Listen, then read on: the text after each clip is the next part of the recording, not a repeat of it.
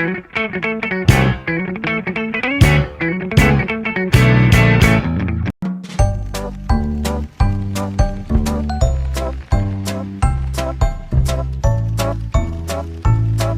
guys, welcome back to my channel. Jadi di video kali ini aku akan menjelaskan materi tentang arsitektur sistem informasi kesehatan dan sistem informasi manajemen rumah sakit. Jadi langsung aja kita mulai ke penjelasannya. Arsitektur sistem informasi kesehatan dan sistem informasi manajemen rumah sakit. Yang perlu kita ketahui dulu yaitu penjelasan dari arsitektur sistem informasi kesehatan. Arsitektur sistem informasi kesehatan atau disingkat SIK merupakan struktur rancangan teknis yang menggambarkan dan mengintegrasikan komponen-komponen sistem informasi kesehatan. Nah, arsitektur sistem informasi kesehatan ini mengacu pada rancangan dan struktur sistem informasi kesehatan yang kompleks yang berfungsi untuk mengumpulkan, menyimpan, mengelola, dan menganalisis data kesehatan dari berbagai sumber. Arsitektur SIK ini membantu organisasi kesehatan untuk membangun dan mengintegrasikan sistem informasi kesehatan yang berfungsi secara efektif dan efisien dalam rangka meningkatkan kualitas layanan kesehatan. Jika arsitektur sistem informasi kesehatan dalam berbasis cloud, yaitu struktur teknologi yang memungkinkan pengelolaan data kesehatan secara terpusat melalui layanan cloud. Dengan memanfaatkan komputasi awan ini, sistem ini memungkinkan rumah sakit, klinik, dan fasilitas kesehatan lainnya untuk mengakses, menyimpan, dan mengelola data pasien dengan lebih efisien dan aman. Selanjutnya, karakteristik arsitektur sistem informasi kesehatan.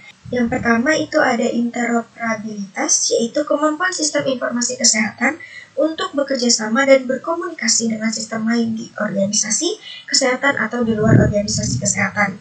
Interoperabilitas ini memungkinkan berbagai sistem informasi kesehatan dan perangkat medis untuk saling terhubung dan berbagi informasi kesehatan dengan aman dan efisien. Yang kedua, skalabilitas, yaitu kemampuan sistem informasi kesehatan untuk mengelola data kesehatan yang semakin kompleks dan luas. Skalabilitas memungkinkan organisasi kesehatan untuk mengembangkan sistem informasi kesehatan mereka seiring dengan pertumbuhan organisasi kesehatan dan meningkatnya permintaan layanan kesehatan.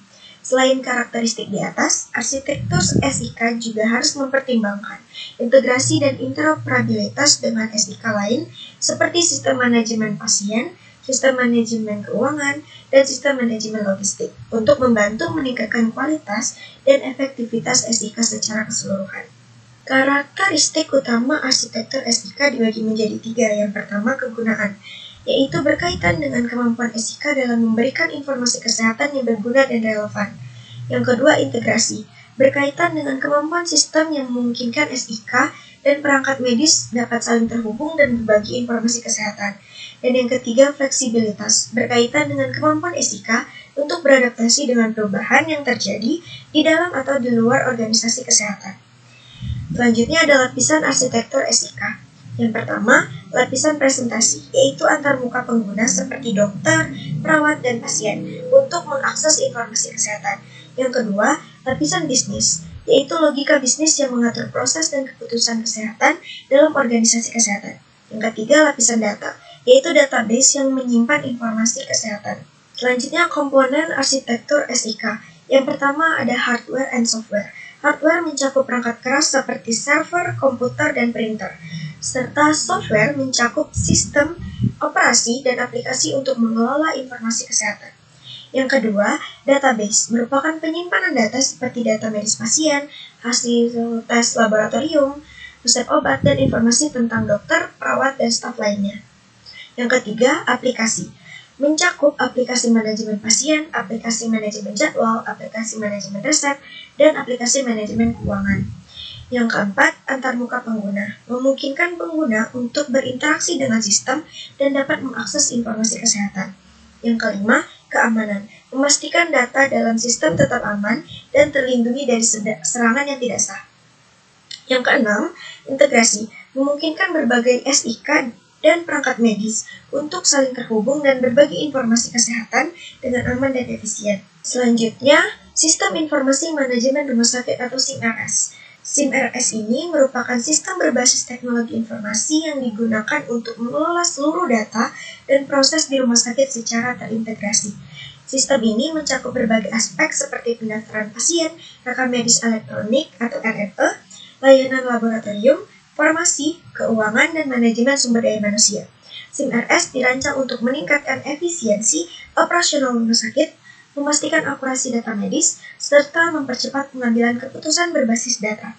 Tujuan dari SIM-RS yang pertama meningkatkan efisiensi administrasi rumah sakit, yang kedua meningkatkan kualitas pelayanan kesehatan yang memungkinkan rumah sakit untuk memberikan pelayanan kesehatan yang lebih cepat, efektif, dan efisien.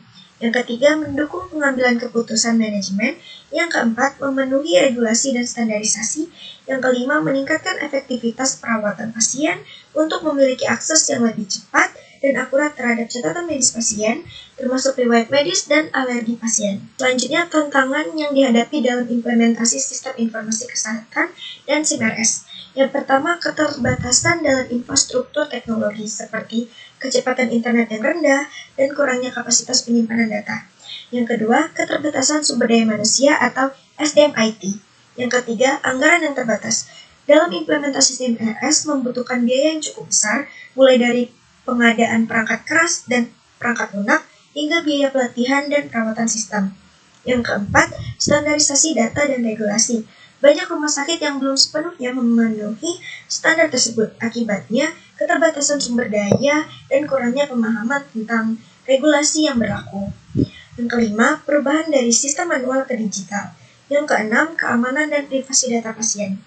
Contoh kasus diambil dari bab 2, yaitu rancangan arsitektur sistem informasi rumah sakit kabupaten.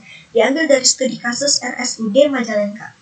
RSUD Majalengka menghadapi tantangan dalam integrasi sistem informasi, terutama dalam sistem pendaftaran yang tidak terintegrasi dengan baik. Hal ini menyebabkan data pasien tidak dikelola secara efisien, yang berdampak pada kualitas pelayanan kesehatan. Sistem informasi di RSUD Majalengka berjalan terpisah dan tidak terintegrasi dengan baik. Hal ini menyebabkan data pasien dan informasi lainnya tidak dapat diakses secara efisien antar departemen atau unit layanan. Sistem pendaftaran pasien tidak terhubung dengan sistem lain di rumah sakit, sehingga proses pendaftaran menjadi lambat dan rentan terhadap kesalahan. Solusi yang ditawarkan dalam kasus ini yaitu penelitian ini mengusulkan penerapan sistem pendaftaran informasi menggunakan smart card dan penyimpanan data berbasis cloud computing. Dengan solusi ini, 2 rumah sakit besar di Majalengka dapat terintegrasi dan memungkinkan akses data pasien yang lebih efisien dan meningkatkan kualitas layanan kesehatan. Kesimpulan dalam kasus ini yaitu implementasi arsitektur sistem informasi yang terintegrasi dengan memanfaatkan smart card dan cloud computing dapat meningkatkan efisiensi pengelolaan data pasien di RSUD Majalengka. Pendekatan ini diharapkan dapat meningkatkan kualitas layanan kesehatan dan mendukung perencanaan implementasi sistem informasi di masa depan. Contoh kasus bab 3 yaitu penerapan sistem informasi manajemen rumah sakit di RSUD Dr. Sam Ratulangi Tondano.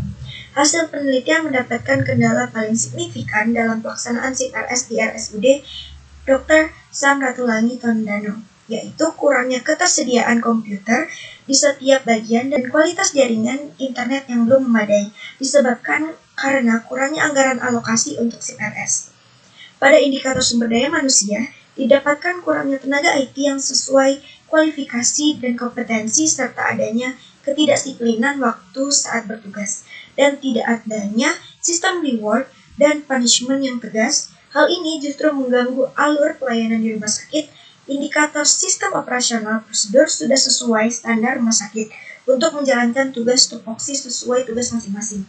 Simpulan penelitian ini, penerapan SIM-RS di RSUD Dr. Sam Ratulangi Tondano dari indikator infrastruktur dan SDM kualitasnya masih sangat kurang. Di sisi lain, indikator standar operasional prosedur sudah baik yang diatur langsung oleh pimpinan rumah sakit. Selain itu, manajemen telah menetapkan kebijakan peningkatan SIM-RS. Namun, dengan adanya defisit keuangan, hal-hal tidak terlalu berjalan sesuai dengan apa yang dicapai. SIM-RS belum dilakukan secara maksimal dan dinilai dari pemeriksaan dokumen, observasi, dan wawancara mendalam dengan peserta. Oke guys, jadi segitu dulu penjelasan aku kali ini. Semoga kalian cukup mengerti. Terima kasih telah menontonnya. See you!